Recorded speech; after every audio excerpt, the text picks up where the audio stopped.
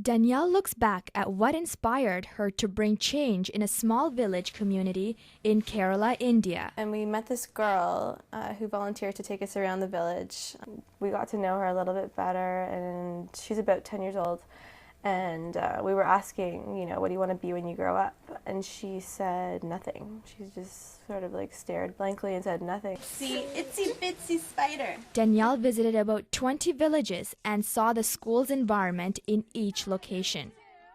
Volunteers from SVMM teach the students, but they don't have a proper classroom with a roof to protect them from the elements.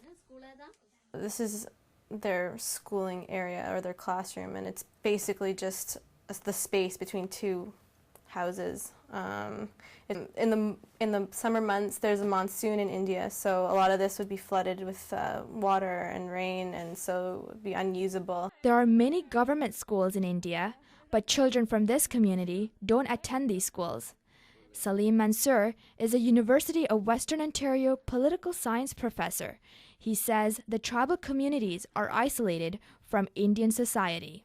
India is a very vast country with a very vast population. And what is characteristic of the tribal communities are that they haven't yet been fully absorbed into the larger mainstream Indian community for all sorts of reasons, primarily being that they don't want to be. Danielle is lending a hand to fund school development in the villages. She thinks a healthy learning environment within the community would give children a proper education without them worrying about losing their cultural identity.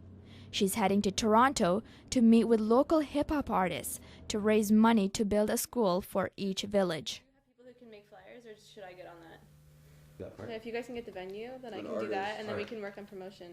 The type of events that we plan to be hosting for this cause is photo exhibits, show a couple of hip-hop shows throughout the city. We're not only trying to tackle Toronto, also trying to go to like Kingston, Ontario, Hamilton, Ontario, go to London, Ontario.